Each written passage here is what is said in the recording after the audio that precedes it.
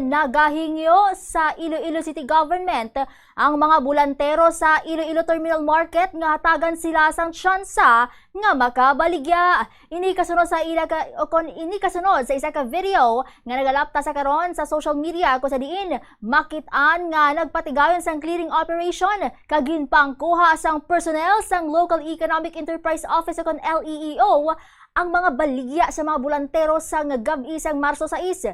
Sa interview sa Bombo Radio kay Jules, kay alias Jules, isa sa mga bulantero naka-experience mismo sa natabo sang clearing operation, iya ginpayag nga golpyada lang nag-abot ang personnel sang LEEO kaupo ang katapos sang Iloilo City Police Office o ICPO sa lugar kagilayon nagpatigayon sang clearing operation. Sunod kay Jules, wala sang notice nga ginhatag sa ila ang LEEO kung sa diin ginpangkuha lang gilayon ang ila mga baligya, lakip na ang ila mga kiluhan. Pahayag niya na kuha ang duha ka sako sang kalabasa sang iya kaupdanan nga mag-asawa nga nagabulante man sa lugar kung sa diin ginkarga ini sang LEEO kag gindala. Sunod pa sa mga nagabulante, ginpayag sang personnel sang LEEO nga posible nga makuha ang ila baligya kag gawadon sa ila nga opisina. Ginpayag naman ni Jules nga nagalabot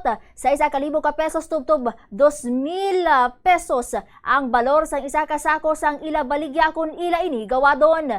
Dugang pa niya antes sila magpwesto kag magbaligya, ginasiguro nila nga sarado na ang merkado kag iyaman ginklaro nga wala sila nagasinabad sa lugar kag ginatuyo lamang nga makabaligya agod makakwarta kag maibuhi sa ilang nga pamilya. Pag sulod nila, mang-clearing sila. Pag clearing nila, kuwaon din ng mga karga. Dapat ma'am, ginapangayo namon nga mag-ispikaran kami, mapabalo sila nga. Ma'am, siro hindi anay tapo, hindi makano. Amo lang ginangamo na mo pangayo. Ang aliyo, kung ginasugo kamo man magpabalo sa amon, kag tagaan kami ninyo sang time. Daan kami sang oras, antes kami amo lang nangangamon ginapangamuyo. Ma'am, antes kami magladlad sa amon baligya, antes kami magkadto sa super.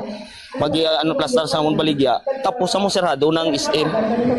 Antes kami magbaligya, pero wala kami siling pasaway pag bukas pa. Pag sinya sila sa amon nga hindi bawal na bis kami manugbakal. Wala pa namon ginabaligyan kay tungod nga agap respeto man kami sa ilari.